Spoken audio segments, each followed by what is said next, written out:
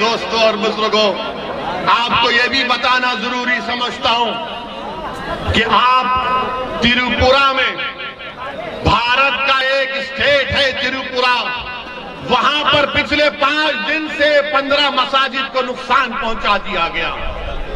15 मसाजिद को नुकसान पहुंचा दिया गया, बाज़ मसाजिद को जला भी दिया गया। ये कहां गए मोदी जी? कहां गए अमित शाह? कहां गए सबका साथ, सबका विकास, सबका विश्वास? मेरे अजीज दोस्तों और बुजुर्गों, हम त्रिपुरा की सरकार से, भारत के प्रधानमंत्री से कह रहे हैं कि रोकिए त्रिपुरा में जो ये फिरका परस्त विश्व हिंदू परिषद और बजरंग दल के लोग जो त्रिपुरा की मस्जिदों को नुकसान कर रहे हैं, रोकिए। ये तमाम के तमाम आपके लोग हैं। आप अगर 1 मिनट को उनको रोक सकते हैं, मगर 15 मसाजिद को नुकसान पहुंचा दिया गया। ये बीजेपी का असली चेहरा है। ये नरेंद्र मोदी के झूठे वादे हैं। ये झूठे वादे हैं कि त्रिपुरा में मस्जिदों को नुकसान पहुंचाया जा रहा है। वीडियोस हैं सोशल मीडिया पर, मस्जिद जल रही है, आईने तोड़ दिए गए, कुरान के पारों की बेहरमती कर दी गई। और क्या कर रही है बीजेपी की सरकार? खामोश बैठी हुई है। मेरे अजीज दोस्तों और बुजुर्गों, मैं मजम्मत करता हूं जो त्रिपुरा में आज हो रहा है। और बीजेपी और भारत के प्रधानमंत्री को चाहिए कि वो फौरन त्रिपुरा के बारे में एक मीटिंग ले।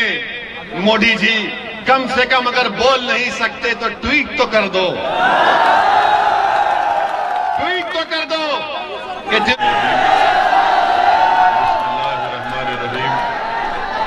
अस्सलाम वालेकुम वरहमतुल्लाहि वबरकातुहू। मोहतरम जनाब शौकत साहब, सदर उत्तर प्रदेश मजलिस इत्तेहादुल मुस्लिमीन, मोहतरम जनाब doctor Pawan Rao Ambedkar, general secretary MIM, Intesar Ansari साहब, शमीम कुरैशी साहब, आबिद साहब, इमरान कासमी साहब, शमीम तुर्क साहब, हमारे भाई इमरान बॉबी साहब, फरहान जुबैरी साहब, मेहताब चौहान साहब, खालिद मलिक साहब, मौलाना इमरान कासमी साहब, आबिद शकील साहब, दीन मोहम्मद अब्बासी साहब, हकीम ताहिर अंसारी साहब, लीगल सेल जिले के सदर एडवोकेट आमिर कुरैशी साहब, शकील अब्बासी साहब, सलीम अली नदीम साहब, मौजूद हाज़रीन इकराम, बुजुर्गान मिल्लत, मेरे नौजवान साथियों, सबसे पहले मैं आप तमाम लोगों का शुक्रिया अदा करता हूं कि आपने हम अपना कीमती वक्त निकाल कर आज के इस जलसे में शिरकत की।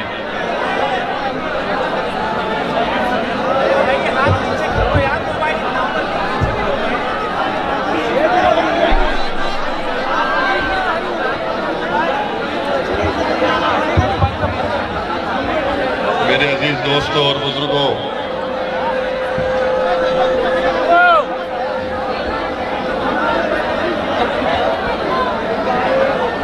मेरी आप तमाम से दरख्वास्त है कि यहाँ पर जो लोग करीब में हैं, ज़रा थोड़ी देर खामोश बैठ जाइए ताकि मैं अपनी बात को रख सकूं और आप लोग इत्मीनान से मेरी बात को सुने। हमारी इज़्ज़तदार माँ और बहनें भी बैठी हैं। मेरे अजीज दोस्तों और बुजुर्गों, मैं आपसे ये गुजारिश करने आया हूँ कि आने वाले विधानसभा के चुनाव में इंशाअल्लाह ताला मजलिस इत्तेहादुल मुस्लिमीन न सिर्फ मुजफ्फरनगर शहर बल्कि ज़िले मुजफ्फरनगर से भी अपने उम्मीदवारों को, अपने कैंडिडेट्स को मैदान में उतारेगी। मैं आपसे ये अपील करने आया हूँ आप तमाम मुत्तहिद होकर अपने वोट का इस्तेमाल मजलिस इत्तेहादुल मुस्लिमीन के हक में करिए। मेरे अजीज दोस्तों और बुजुर्गों,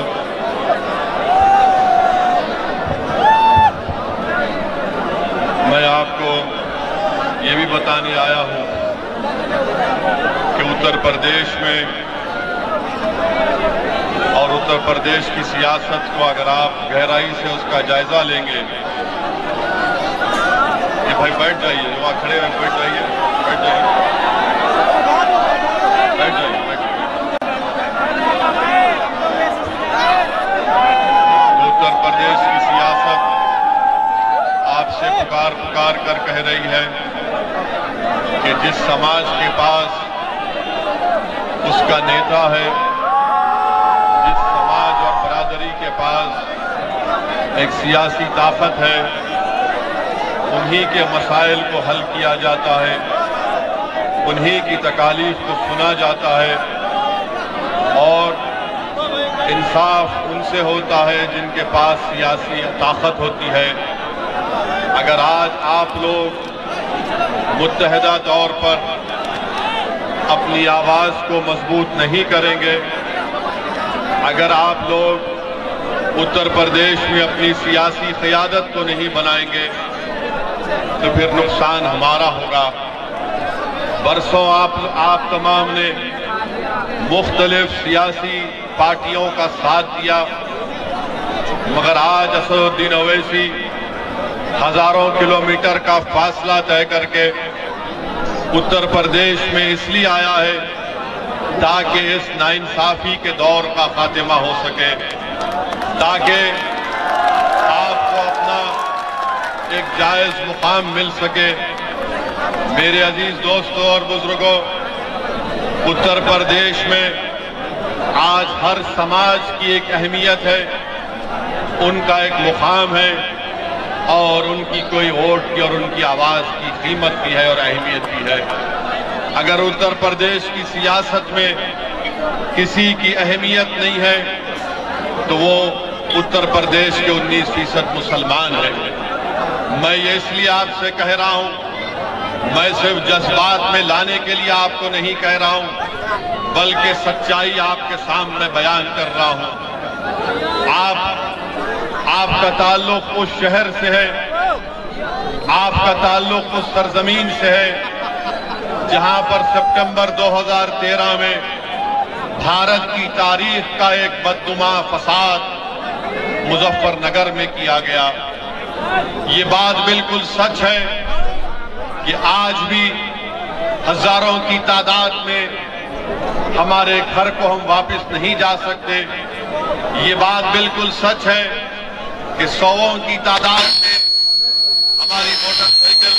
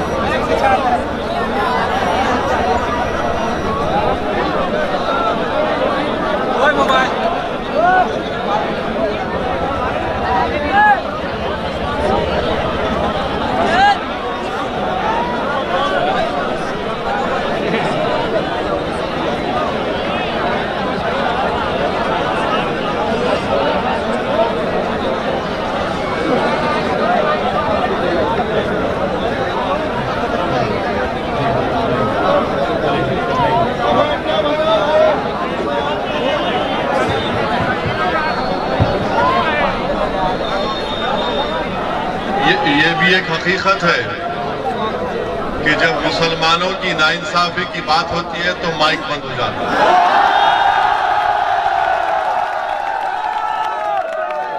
ये हमेशा होता है। मगर इंशाअल्लाह ताला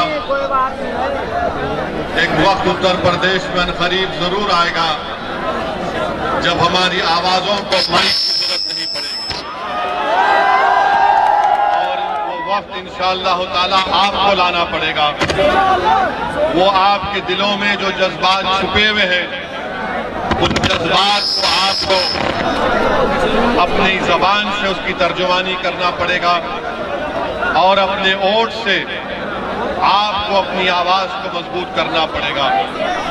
मेरे अजीज दोस्तों और बुजुर्गों, मैं आपसे अर्ज कर रहा था मुजफ्फरनगर के फसादात के बारे में। हो सकता है कि कोई यहां पर खड़े होकर ये सवाल करे कि असदुद्दीन ओवैसी जब समाजवादी पार्टी की सरकार थी उस वक्त उत्तर प्रदेश विधानसभा में करीब 70 मुसलमान एमएलए जीत कर आए थे। मैं उन लोगों से ये सवाल मेरा होगा कि जब 70 के करीब एमएलए मुसलमान जीत कर आए थे, उस विधानसभा में थे, तो फिर ये मुजफ्फरनगर का कांड कैसे हुआ? मेरे अजीज दोस्तों और बुजुर्गों, आप इस बात को बखूबी समझते हैं कि अगर 70 एमएलए मुजफ्फरनगर के फसादात को रोक नहीं पाए और इंसाफ नहीं दिला पाए, तो फिर आप इसलिए हम इंसाफ नहीं कर पाए, ना उस फसाद को रोक पाए, क्योंकि जितने मुसलमान एमएलए जीत कर आए थे उनकी पार्टियों ने उनको कमजोर बनाकर रख दिया, उनकी जबानों पर ताला लगा दिया और उनसे कहा कि खबरदार तुम अपनी आवाज नहीं उठाओगे। मजलिस इत्तेहादुल मुस्लिमीन आपसे वादा कर रही है कि अगर आपके वोट और अल्लाह के फजलो करम से मजलिस का उम्मीदवार विधायक बनकर उत्तर प्रदेश की विधानसभा में जाएगा तो उसको हम पूरी इजाजत देंगे कि हर नाइंसाफी के खिलाफ आवाज उठनी चाहिए, चाहे मुसलमान पर हो या हमारे हिंदू भाई पर हो या दलित पर हो या बैकवर्ड क्लास पर हो। मजलिस नाइंसाफी को पसंद नहीं करती, मजलिस नाइंसाफी से नफरत करती है। और मेरे अजीज दोस्तों और बुजुर्गों, समाजवादी की सरकार थी, मुजफ्फरनगर का फसाद हुआ, इतनी बड़ी तादाद में पार्टीशन के बाद अगर लोग बेघर हुए तो करीब 40,000 और 50,000 के करीब गरीब मुसलमानों ने अपने गांव को, अपने घर को, अपनी जमीन को, अपनी लहलहाती खेतों को, अपनी मस्जिदों की वीरानी को कबूल करना पड़ा। आज मैं आपसे वादा करने आया हूं कि आपको जमहूरी तरीके से, ताकि अब जब आप पर हमने अपनी आंखों से उस मुजफ्फरनगर के फसाद को देखा, अगर हमने ये नहीं चाहते कि इंशाअल्लाह दोबारा इस तरह के फसादात हो, तो अगर इसको रोकना चाहते हैं तो मेरी आपसे गुजारिश है कि ना सिर्फ मुजफ्फरनगर की जनता से बल्कि उत्तर प्रदेश के मेरे गयूर मुसलमानों से कि आपको एक सियासी ताकत बनना पड़ेगा, आपको अपनी क़यादत को बनाना पड़ेगा। मुजफ्फरनगर के मेरे गयूर भाई और बहनों, मैं मुजफ्फरनगर के मेरे साथियों, कब तक आप समाजवादी पार्टी के लिए, कांग्रेस के लिए, बीएसपी के लिए, आरएलडी के लिए आप कब तक दरी बिछाते रहेंगे? आप दरी बिछाते रहे और उनको उनके सरों पर आप अपना ताज रखते रहे। मैं आपसे वादा कर रहा हूं कि अब दरी बिछाने का वक्त नहीं है, अब आपको ताज पर बैठने का वक्त है, अपने सर पर ताज रखने का वक्त है। दरी नहीं बिछाएंगे, अब हम चादर नहीं फैलाएंगे, हम अपना हिस्सा उत्तर प्रदेश की सियासत में लेकर रहेंगे इंशाअल्लाह ताला। ये तब्दीली आपको पैदा करना है। आप कब तक इन तमाम पार्टियों के लिए, इनके नेताओं के लिए दरी बिछाते थे कि ये नेता आ रहा है, समाजवादी का नेता, कांग्रेस का नेता, आरएलडी का नेता, बीएसपी का नेता।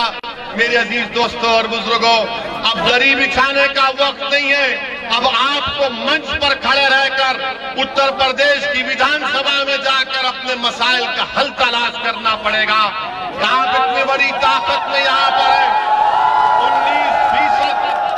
19% उत्तर प्रदेश में मुसलमान हैं, मगर आप मोहताज हैं। किसके मोहताज हैं? इन तमाम सियासी पार्टियों के। हर इलेक्शन में आपसे आकर कहा जाता है कि देखो ये विधानसभा के चुनाव आपके लिए जिंदगी और मौत का चुनाव है। मेरे अजीज दोस्तों, मेरे बुजुर्गों, मेरी इज्जतदार मां और बहनों, बताओ आखिर कब तक आप वोट डालते रहेंगे इन तमाम पार्टी के नेताओं को? आज वक्त आया है कि आप एक करवट लें, एक बार फैसला ले लें कि अब की बार हम अपनी पार्टी मंजलिस को वोट देंगे और अपनी सियासी आवाज को, अपनी क़यादत को मजबूत करेंगे। मैं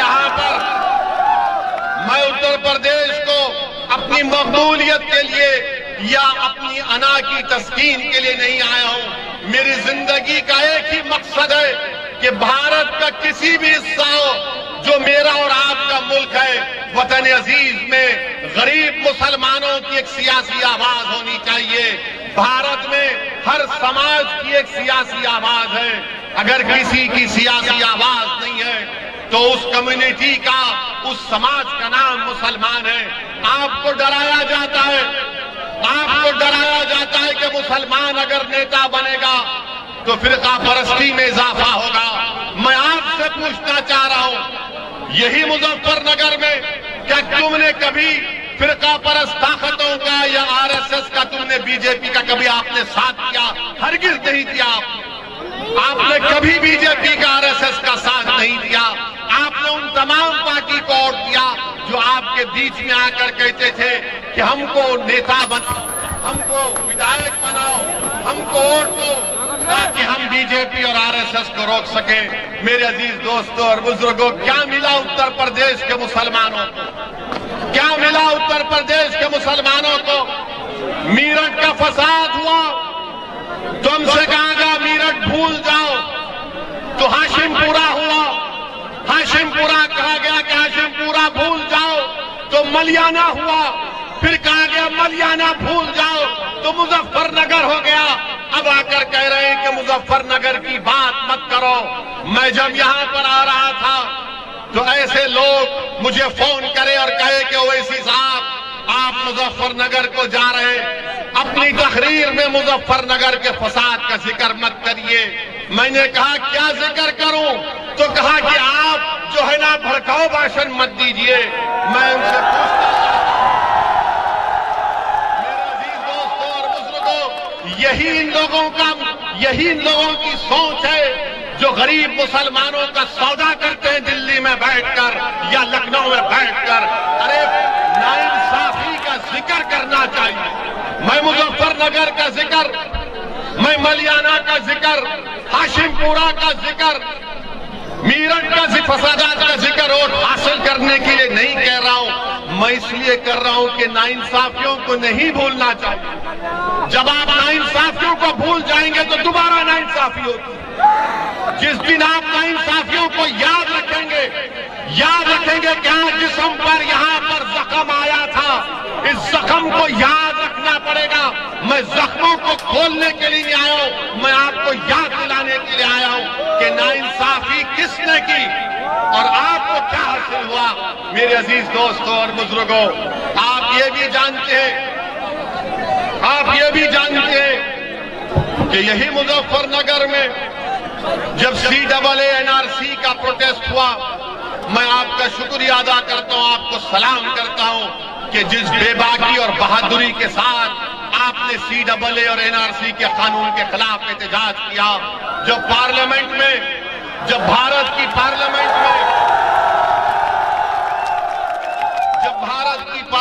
में CAA और NRC का कानून पार्लियामेंट में आया, मेरे अजीज दोस्तों और बुजुर्गों, कांग्रेस पार्टी भी है, समाजवादी भी है, BSP भी है, ममता बनर्जी की पार्टी भी है, सब पार्टियां हैं जो अपने आप को नाम निहाद सेकुलर कहती हैं। बीजेपी ने कानून लाया। कौन था पार्लियामेंट में खड़े होकर जिसने पूरे देश के सामने बता दिया कि कानून भारत के संविधान के खिलाफ है? किसने कानून को फाड़ कर पैगाम दिया भारत की जनता को नाइंसाफी को बर्दाश्त नहीं करेंगे। मेरे अजीज दोस्तों और बुजुर्गों, मुझसे कई दूसरी सियासी पार्टियों के कायदीन ने कहा कि ओवैसी तुमको क्या जरूरत थी कानून को फाड़ने की। तो मैंने कहा मेरी तकरीर को तुमने पार्लियामेंट में नहीं सुना। मैंने वो काम किया जो गांधी ने किया था। गांधी ने उस वक्त के सफेद फार्म हुकूमत के गलत कानून को फाड़ दिया था। मैं भी इस कानून को फाड़ता हूं क्योंकि मुसलमानों के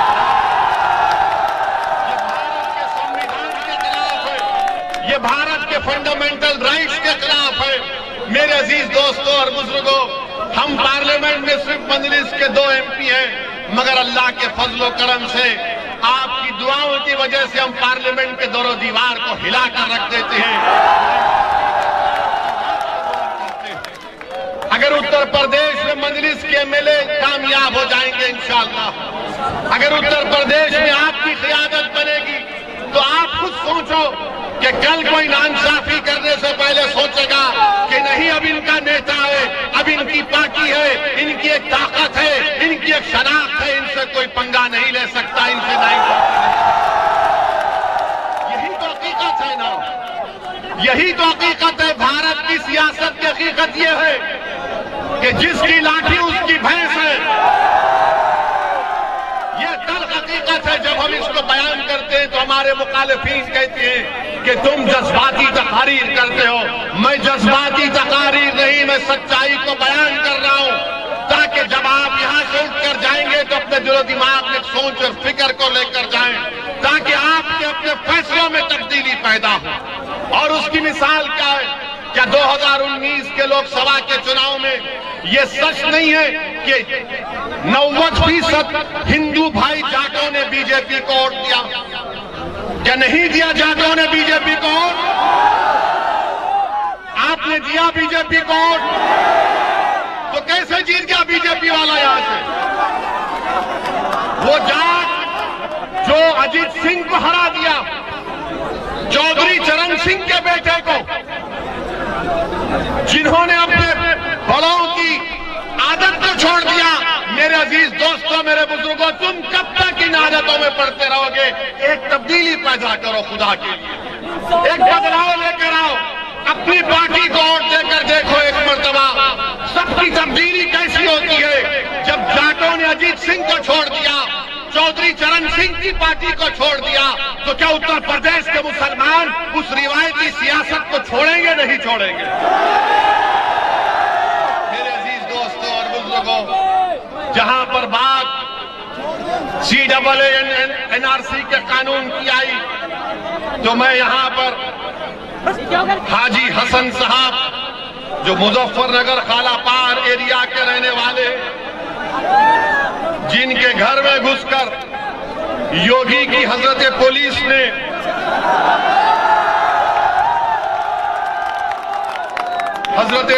ने उनके घर में घुसकर उनके घर को लूटा, 5 लाख रुपए लूट लिए। वो 5 लाख जो हाजी हसन साहब अपनी पोती की शादी के लिए रखे थे, और फिर उसके बाद हम पे नारे लगाए गए कि पाकिस्तान या खबरस्तान। और तरफे तमाशा यह है कि उनके बेटे शाहिद को गिरफ्तार कर लिया गया, उनके बेटे को गिरफ्तार कर लिया गया। फिर एक 26 साल का नूर मोहम्मद, इसको गोली लगी, इसको मुजफ्फरनगर में दफनाने नहीं दिया गया, बल्कि कहा गया कि मीरठ में इसको दफना दो। मेरे अजीज दोस्तों और बुजुर्गों, ये तमाम चीजें आपके सामने हैं। हम कब तक अपना खून बहाते रहेंगे? हम कब तक अपने ख्वाबों को चूकनाचूर करते रहेंगे? हम कब तक अपने दिल की ख्वाहिश को इन तमाम पार्टी के सियासी नेताओं के कदमों में लाकर अपने ख्वाबों को बिछा देंगे? याद रखो, आपके ख्वाब आप पूरा करेंगे, आपकी मंजिल आप तय करेंगे, आपके फैसले आप करेंगे, आपका वोट आपकी पार्टी को मिलेगा। हम कब तक समाजवादी हो, BSP हो, RLD हो, कांग्रेस से कहेंगे कि जाओ हम मुसलमान हैं, तुम हमारे मुकद्दर के फैसले करो? नहीं, तुम अपने मुकद्दर के फैसले कर सकते हो। अल्लाह ने तुमको ताकत दी है, अल्लाह ने तुमको उनसे ज्यादा समझ दी है, अल्लाह ने तुमको उनसे ज्यादा दूरंदेशी दी। सिर्फ आपको एतमाद की जरूरत है। और लोग कहेंगे कि ओवैसी आकर तुमसे कह रहा है कि खतरे मोल लो।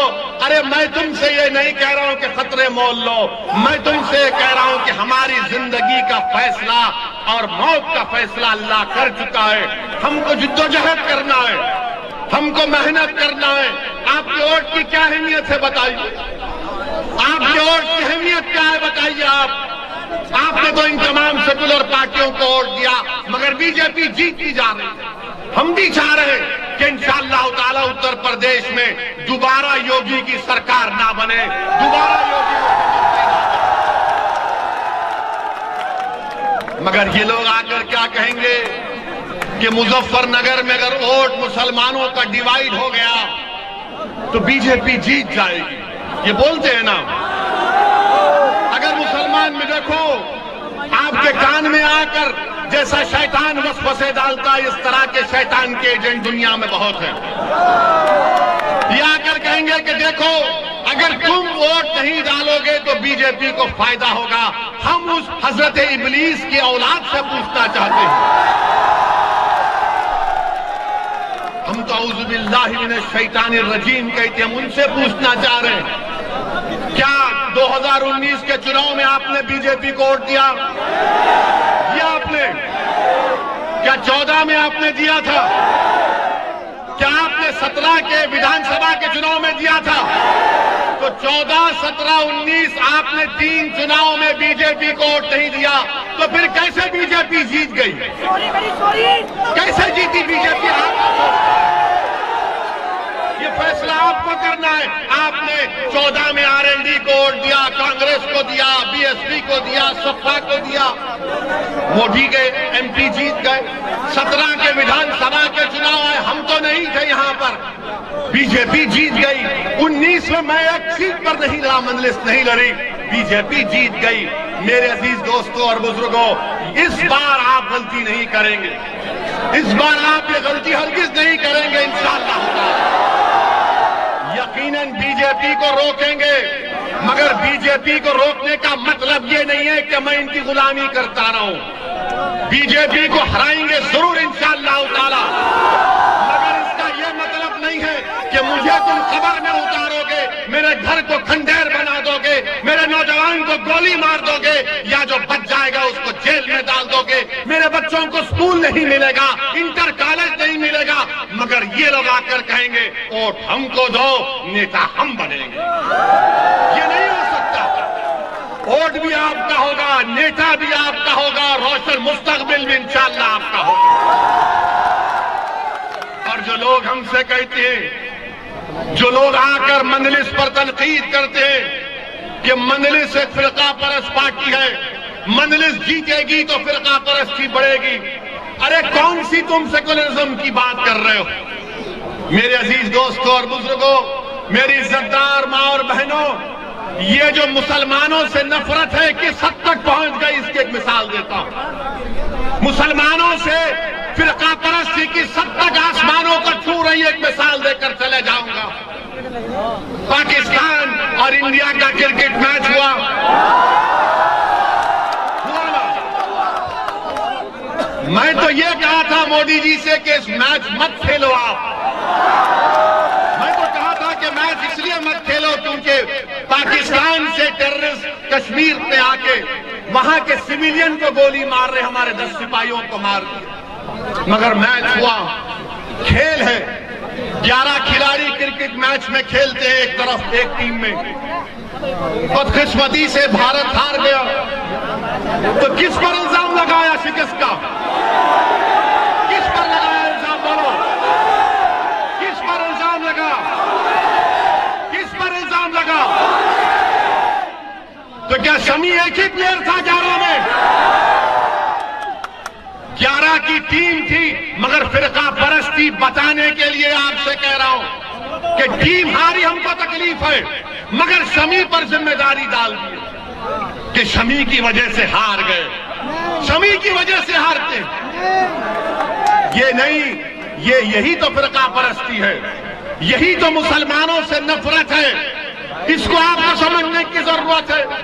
मीडिया के लोग हमसे आकर पूछे, हमने कहा लो हमारा बयान हम कहते हैं तुमसे सुन लो।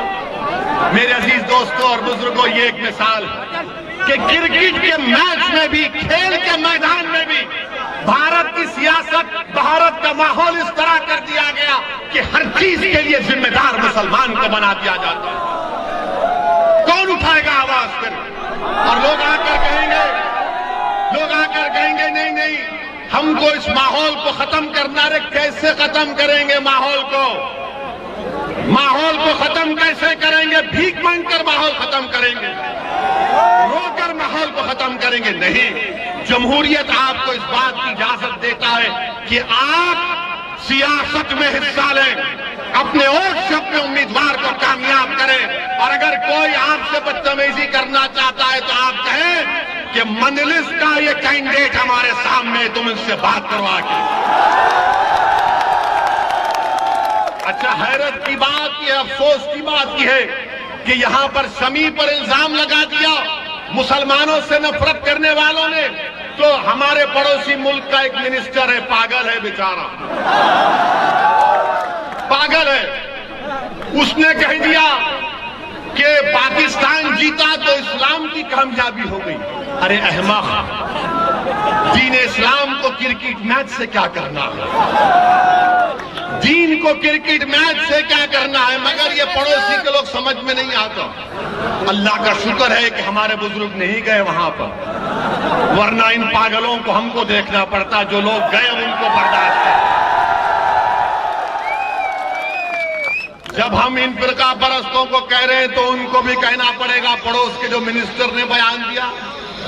अरे ये तुमको शर्म नहीं है कि तुम्हारे मुल्क को चीन के पास गिरवी करती हो और तुम इस्लाम की बात करते हो? वो चीन जो जिनजियांग में मुसलमानों को, 20 लाख मुसलमानों को कैद में बंद कर दिया, जिनको जबरन सूअर खिलाया जा रहा है चीन में, आज वो मिनिस्टर इस्लाम की कामयाबी की बात करता है। अरे मिनिस्टर, पाकिस्तान में तुम एक मलेरिया की दवा नहीं बना सकते, तुम एक मोटरसाइकिल का टायर तैयार नहीं कर सकते। भारत बहुत आगे है, भारत से पंगा मत लो। ये हमारा घर का मामला, हम घर में तय कर लेंगे।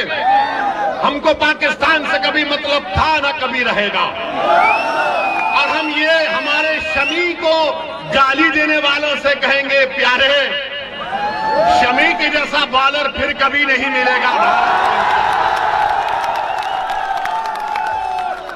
मगर दुश्मनी करना है, नफरत फैलाना है, हमारे हिंदू भाइयों में नफरत फैलाना है कि देखो 11 की टीम में 1 से हार गए। मेरे अजीजपुरा में आज जो नंगा नाच हो रहा है उसको रोकने की जरूरत है। मेरे अजीज दोस्तों और बुजुर्गों, तीसरी अहम बात जो मैं आपसे करना बहुत जरूरी समझता हूं वो ये है कि मेरे अजीज दोस्तों और बुजुर्गों, मुजफ्फरनगर में डेवलपमेंट नाम का कोई काम नहीं हुआ।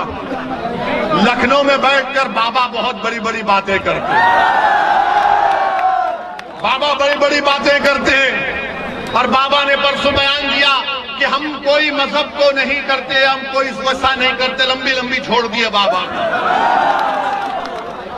हम उनसे पूछना चाहते हैं कि मुजफ्फरनगर में क्या ये बात सच नहीं है कि मुजफ्फरनगर में जहां पर 40% के करीब मुसलमानों की आबादी है ना,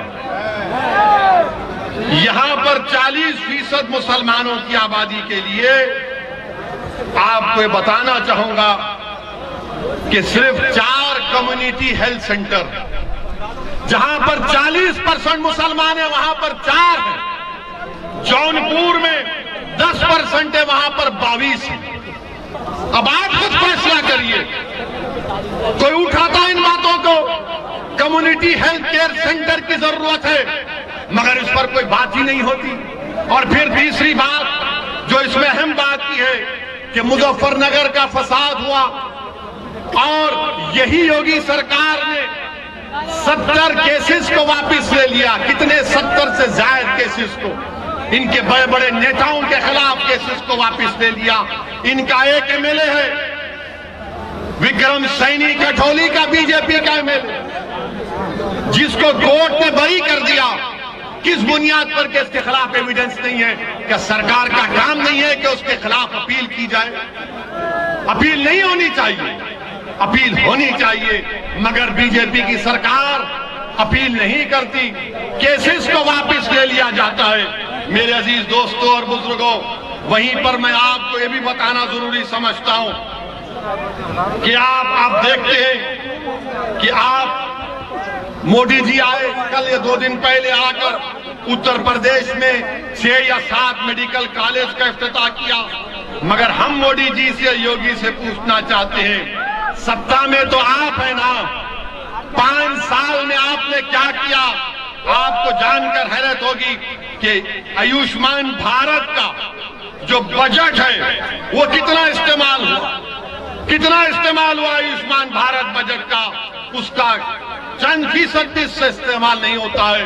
मेरे अजीज दोस्तों और बुजुर्गों, ये नाइंसाफियों के खात्मे के लिए, आपकी एक आजाद सियासी आवाज के लिए मैं आपसे अपील करने आया हूं कि मजलिस इत्तेहादुल मुस्लिमीन के हक में अपने वोट का इस्तेमाल करिए। डरने और घबराने की जरूरत हमको और आपको नहीं है, हमको सिर्फ अल्लाह से डरना है, हमको अल्लाह से अपने रिश्ते को मजबूत करना है, हमको रसूल अल्लाह सल्लल्लाहु अलैहि वसल्लम से अपनी निस्बतों को और अपने गुलामी के रिश्तों को मजबूत करना है। याद रखिए, अगर आप डर डर कर इसी तरह अपने वोट का इस्तेमाल करते रहेंगे तो फिर क्या हासिल होगा? बताइए, क्या हासिल होगा आपको? और अगर कोई ये कह रहा है कि एनपीआर नहीं होगा, झूठ कह रहा है आपसे। आज हिंदू अखबार में भारत के एक मायनाज जर्नलिस्ट है विजेता सिंह की रिपोर्ट पढ़िए, जिसमें कहा गया कि मोदी सरकार सेंसस के साथ एनआरसी और एनपीआर करेगी। और वो क्या है? वो खतरा है तमाम भारत के मुसलमान और दलितों के लिए। सेंसस के साथ एनपीआर होगा, एनआरसी होगा, और उसमें सवालात पूछे जाएंगे कि बताओ तुम्हारे माँ बाप कहां पैदा हुए थे, बताओ उनका बर्थ सर्टिफिकेट क्या है, बताओ तुम्हारी मादरी जबान क्या है। ये क्यों पूछा जा रहा है आपको मालूम? जब लिस्ट बन जाएगी तो तहसील ऑफिस में एक लिस्ट लगाई जाएगी कि देखो इसमें असदुद्दीन ओवैसी का नाम है, और वो तहसीलदार के पास कोई भी जाकर ये ऑब्जेक्शन डाल सकता है कि असदुद्दीन ओवैसी भारत का नागरिक नहीं है, मैं ऑब्जेक्शन करता हूं इसकी शहरियत पर, तो मुझे अपनी शहरियत को साबित करना पड़ेगा। ये काम बीजेपी करने जा रही, इसकी आवाज कोई नहीं उठाएगा। और लोग पूछेंगे तुमने क्या किया तेलंगाना में? हमारे पास तेलंगाना रियासत में 7 एमएलए मजलिस के, हमने अपने चीफ मिनिस्टर मुख्यमंत्री से बैठकर कहा, पूरे तमाम मुसलमानों की तंजीमों को लेकर गए, जिसमें जमीयतुल उलमा भी शामिल, जिसमें जमात इस्लामी, तबलीगी जमात, अहले हदीस, अहले सुन्नत, सबको लेकर गए, शिया भी थे। सबको ले जाकर हमने चीफ मिनिस्टर से कहा कि आप सेंसस करेंगे, एनपीआर नहीं करेंगे। चीफ मिनिस्टर ने तय खून दिया, तो हमने कहा तय खून की कोई अहमियत नहीं है, असेंबली में खड़े होकर दो। तो असेंबली में रेजोल्यूशन हमने पास कराया, करारदाद को मंजूर करवाया कि तेलंगाना में सेंसस होगा, एनपीआर नहीं होगा। ये आपकी ताकत होती है। लोग बोलते हैं कि तुम्हारे पास 7 एमएलए हैं, तुम क्या कर सकते? हमको मंत्री संतरी बनने का शौक नहीं है, मुझे मंत्री बनने का शौक नहीं है, मुझे आपको इंसाफ दिलाने से मतलब है, मुझे गरीब मुसलमानों को इंसाफ दिलाने से मतलब है। आपने सबको वोट डाला, कोई संतरी बना, कोई विधायक बना, कोई मंत्री बना, कोई ऊंचा चला गया, मगर इतना ऊंचा गया कि जिसने उसको ऊंचाई पर पहुंचाया उनको ही भूल गया। मेरे अजीज दोस्तों और बुजुर्गों, ये मोदी सरकार सेंसस के साथ ये हरकत करना चाहती है। हम मोदी सरकार को बताना चाह रहे हैं कि अगर एनपीआर होगा मोदी जी, तो खुदा की कसम असदुद्दीन ओवैसी मुजफ्फरनगर आकर एहतजाज करेगा। हम खामोश नहीं बैठेंगे। बताइए किसके पास भारत में बर्थ सर्टिफिकेट है? क्या आपके माँ बाप के पास बर्थ सर्टिफिकेट निकलेगा? क्या निकलेगा बर्थ सर्टिफिकेट? वो यूपी का बच्चा है, जो इंदौर गया, इंदौर मध्य प्रदेश में गया, उसका नाम तस्लीम था, चूड़ियां बेच रहा था, तो उसको मारा गया कि तू कुछ और हरकत कर रहा है। तो उसको जेल में क्यों डाल दिया गया मालूम आपको? अब तक 3 हफ्ते से तस्लीम जेल में है, कोई गलती नहीं है, गलती सिर्फ उसके आधार कार्ड में एक नाम की गलती है। तो कहा गया तेरा आधार कार्ड झूठा है। और तस्लीम पिछले 3 हफ्ते से मध्य प्रदेश की जेल में है। मेरे अजीज दोस्तों और बुजुर्गों, याद रखो, ये आने वाले असेंबली के चुनाव हमारे लिए बहुत अहम है। अगर आप अपनी क़यादत को मजबूत करेंगे, अगर आप अपनी आवाज को मजबूत करेंगे, तो कोई लड़ने वाला होगा आपके लिए। आपने कभी इस नेता को चुना तो वो कभी बीएसपी में थे, कभी दाढ़ी थी तो दाढ़ी कटाकर सपा में चले गए। मैं किसी का नाम नहीं लेना चाहता हूं, मैं नाम नहीं ले, आप जानते हैं, हमारी दाढ़ी है, अल्हम्दुलिल्लाह रहेगी। थोड़ी काली थी, अब व्हाइट हो रही है, और इसके जिम्मेदार हमारे घर वाले हैं, धूप नहीं है। मगर मेरे अजीज दोस्तों और बुजुर्गों, ये दल बदल की सियासत से काम नहीं चलने वाला है कि अगर उनको सिर्फ अपनी पड़ी है, मगर कौम के बारे में कौन सोचेगा, मिल्लत के बारे में कौन सोचेगा, लीडरशिप कौन बनाएगा, कौन आवाज बनेगा मजलूमों की? हम मजलूम हैं, वो जालिम बैठे हैं इख्तिदार की कुर्सियों पर। हमको अपनी मजलूमियत को समझते हुए जालिम के जुल्म को रोकना पड़ेगा। अगर नहीं रोकेंगे तो नतीजा देख रहे हैं कि उत्तर प्रदेश में हजारों की तादाद में हमारे कुरैश भाई बेरोजगार हो चुके हैं, हजारों की तादाद में कुरैश भाई बेरोजगार हो चुके हैं। बुनकर का कारोबार करने वाले हमारे अंसारी भाई, उनके पावरलूम बंद पड़े क्योंकि योगी सरकार ने उनकी माशियत को बर्बाद कर दिया, बरकी की, बिजली की कीमतों में इजाफा करके। मेरे अजीज दोस्तों और बुजुर्गों, ये मसाइल हमारे हैं ना, इन मसाइल पर कौन आवाज उठाएगा? अब जहां तक बीजेपी का सवाल है, लोग बहुत सी बातें करते हैं कि आप बीजेपी के बारे में नहीं बोलते। अरे जितना हम मोदी के बारे में बोलते, शायद ही कोई बोलता हो। क्या पार्लियामेंट में खड़े होकर हमने कहा था कि मोदी जी आप दोबारा प्रधानमंत्री बन जाएंगे? किसने कहा था? मुलायम सिंह यादव ने कहा था। कि हमने पार्लियामेंट में जाकर मोदी जी के गले मिल लिए? कौन गले मिला था? कि हमने अपनी बेटी की शादी में मोदी को बुलाया था? किसने बुलाया था? आप सब करेंगे, आप शादी में बुलाएंगे, आप बोलेंगे तुम प्रधानमंत्री बन जाओ, तुम गले भी मिलेंगे, और जब ओवैसी आकर उत्तर प्रदेश के मुसलमानों से कहेगा कि नेता बनो, लीडर बनो, कायद बनो, तो बोलेंगे तुम्हारे वोट काटने आया है, तुम्हारा दुश्मन है। हम तुमको वोट डालते रहेंगे, हम तुम्हारे लिए दरी बिछाएंगे, तुम्हारे सर पर ताज रखेंगे, और हम भीख का कासा लेकर अपने बच्चों की जिंदगी की भीख मांगेंगे। मेरे अजीज दोस्तों और बुजुर्गों, हमको जमहूरियत हक देती है कि हम अपने मसाइल को हल करें। आप देखिए, तेलंगाना में हमने गवर्नमेंट पर दबाव डालकर वहां पर तेलंगाना में 60,000 मुसलमान बच्चे और बच्चियां बगैर फीस दिए गवर्नमेंट के स्कूल में पढ़ती है, क्लास 6 से क्लास 12वीं तक। बेहतरीन स्कूल है। क्या इस तरह का काम उत्तर प्रदेश में नहीं किया जा सकता? क्या अब आपको बच्चों को, अपने बच्चे और बच्चियों को पढ़ाने का शौक नहीं है? हर मुसलमान को है, मगर पैसे नहीं है पढ़ाने के लिए, हकीकत है। मेरे अजीज दोस्तों और बुजुर्गों, और फिर मोदी की हुकूमत है, कितनों के पास मोटरसाइकिल, हाथ उठाओ।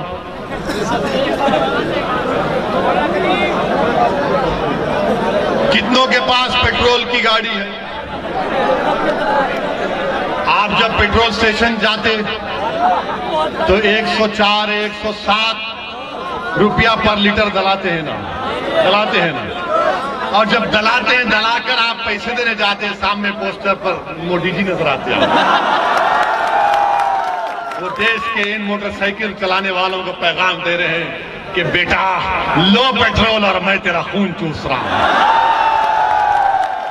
107 रुपये। मोदी जी, क्या आपने कमाल कर दिया, वाह वाह वाह। और फिर पेट्रोल 107, 104 रुपये में हो गया। तो यूपी का एक निराला मिनिस्टर है जो बोला कि पेट्रोल जलाता ही नहीं है कोई। अजीब आदमी है, अजीब आदमी है। अने कह रहा है कि पेट्रोल जलाता ही नहीं है। अच्छा, एक और इनका बहुत अक्लमंद आदमी है जो कहा कि मोदी जी ने कोविड का वैक्सीन लगाया तो उसमें पैसे चले गए। मेरे भाई, आप थम्स अप हो सकते हो, वैसी थम्स अप नहीं है।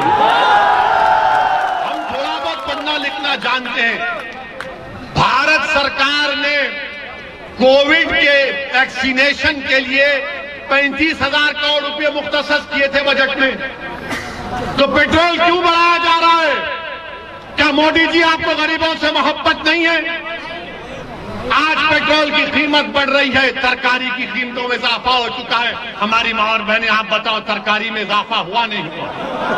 कितनी कीमत बढ़ चुकी है तरकारी की, खाने को खाना नहीं है।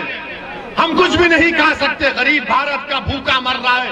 मगर मोदी जी और बीजेपी आरएसएस कह रही है कि गाय का गोश्त की बात करो, मॉब लिंचिंग की बात करो, भड़काओ, दुश्मनी पैदा करो, क्रिकेट मैच है तो भी शमी को ब्लेम कर दो। और मेरे अजीज दोस्तों, बुजुर्गों, हम पर इल्जाम लगता है कि हम ही जज्बाती तकारीर करते हैं, मगर आप अपने दिल पर हाथ रखकर बताइए। आप जानते हैं मौलाना कलीम सिद्दीकी को? जानते हैं मौलाना कलीम सिद्दीकी को? भाई, ये सपा वाले क्यों नहीं बोलते उनके बारे में? क्यों नहीं बोलते समाजवादी वाले? बीएसपी क्यों नहीं बोलती? आरएलडी क्यों नहीं बोलती? कांग्रेस क्यों नहीं बोलती?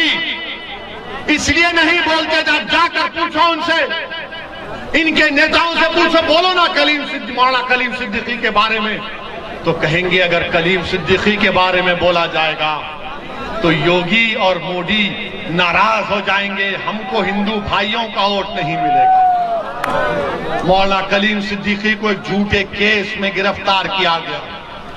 मौलाना कलीम सिद्दीकी और उनके साथियों पर जुल्म किया जा रहा है, और इसके खिलाफ अगर किसी ने आवाज उठाई तो मजलिस इत्तेहादुल मुस्लिमीन ने आवाज उठाई। मेरे अजीज दोस्तों और बुजुर्गों, आज आप देखिए कि हर चीज मैं आपके सामने खुलकर बयान कर रहा हूं, ताकि आप एक पैगाम लेकर यहां से उठें, ताकि आप आने वाले विधानसभा में मजलिस के हक में अपने वोट का इस्तेमाल करें। मैं फिर से आपसे अपील कर रहा हूं कि 2014 में, 2017 में, 2019 में आपने नाम निहाल सेकुलर पार्टियों को वोट दिया, मगर ये बीजेपी को रोकने से नाकाम साबित हुए। मेरे बुजुर्गों, मेरी इज्जतदार मां और बहनों, मेरे कौम और मिल्लत के गयूर नौजवानों, इस बार एक मर्तबा मजलिस के हक में अपने वोट का इस्तेमाल करो, मजलिस का साथ दो। याद रखो, अगर आज समाजवादी, बीएसपी, कांग्रेस, आरएलडी में अगर मुसलमानों की तरफ कोई देख रहे हैं तो क्यों देख रहे हैं आपको मालूम? अगर मजलिस असदुद्दीन ओवैसी यूपी को नहीं आता तो ये मुसलमानों की तरफ देखते भी नहीं। एक एमपी है साबिका, इनका भी नाम लेना नहीं चाहता हूं, वो अपने फेसबुक पर मजलिस की तारीफ लिखे और ओवैसी की तारीफ लिखे। हमारे जिम्मेदारों ने उनसे राब्ता किया और बोला कि साहब, आपने बड़ी तारीफ की, तो कहा कि तहज्जुद में उठा था, दिल में तकलीफ हो रही थी तो मैंने लिख दिया। हमारे लोग खुश हो गए, मैं मुस्कुरा रहा था। मेरा ठीक है। 2 दिन के बाद मालूम हुआ कि अखिलेश यादव के बगल में खड़े होकर फोटो ले रहे हैं। हमारी तारीफ लिखेंगे तो अखिलेश बोलेगा आजा मेरे पास। मजलिस के डर से बुला रहे, तो मालूम हो गया कि उत्तर प्रदेश के मुसलमानों में मजलिस अपना घर बना चुकी है, एक मुकाम पैदा कर चुकी है। अखिलेश यादव हो, कांग्रेस हो, आरएलडी हो, तुम नेताओं को ले लो, मैं जनता को अपने साथ लेके जाऊंगा। जनता के बगैर कोई नेता नहीं है, ठेंगा रहता है। जनता है तो नेता है, अवाम है तो कायद है। आवाम कायद को बनाती है, जनता नेता को बनाती है। आज उत्तर प्रदेश की मुसलमान जनता इस बात को तय कर चुकी है कि हम अपने नए नेता को बनाएंगे, अपनी पार्टी को मजबूत करेंगे। मेरे अजीज दोस्तों और बुजुर्गों, मेरी आपसे सिर्फ यही गुजारिश है दोबारा कि मजलिस को मजबूत करिए, हर बूथ पर अपनी पार्टी को मजबूत करिए। अगर मैं आप तक नहीं पहुंच सका तो मुझे माफ करिए, मगर आपसे एक वादा कर रहा हूं, मैं सिर्फ ये इलेक्शन लड़ने के लिए नहीं आया हूं। मैं मुजफ्फरनगर के गयूर मुसलमानों के दरमियान में खड़े होकर, जिन्होंने 8 साल पहले जिन पर मसाइब और मुश्किलात के तूफानों से गुजरना पड़ा, जिनको खाक और खून के दरियाओं से गुजरना पड़ा, मैं आपके दरमियान में खड़े होकर इस बात का आपको वादा कर रहा हूं, इलेक्शन जितने मेरी जिंदगी में आएंगे मैं आता रहूंगा उत्तर प्रदेश को इंशाअल्लाह। मैं सिर्फ एक इलेक्शन के लिए नहीं आया हूं, और अल्लाह मेरी नीयत को जानता है, रब्बे करीम मेरे दिल का हाल जानता है। मेरी दिल की ख्वाहिश सिर्फ यही है कि अल्लाह मुझे जब तक जिंदा रखेगा, मैं उस वक्त को कीमती समझकर भारत की जमहूरियत को मजबूत करना है। और कैसे भारत की जमहूरियत मजबूत होगी? जब मुसलमान अपना नेता बनाएगा, जब मुसलमान अपनी पार्टी को मजबूत बनाएगा, तब जमहूरियत मजबूत होगी। अब जमहूरियत मजबूत नहीं है, अब जमहूरियत मजबूत नहीं है। हम तो इन लोगों को कामयाब करते हैं जो अपने जाती मफाद के लिए आप लोगों का सौदा कर लेते हैं। मेरे अजीज दोस्तों और बुजुर्गों, मजलिस इत्तेहादुल मुस्लिमीन आपकी जमात है, आपकी आवाज है, इसको मजबूत करिए। इंशाअल्लाह ताला दोबारा आऊंगा, आपसे फिर मुलाकात होगी। अस्सलाम वालेकुम व रहमतुल्लाहि व बरकातहू।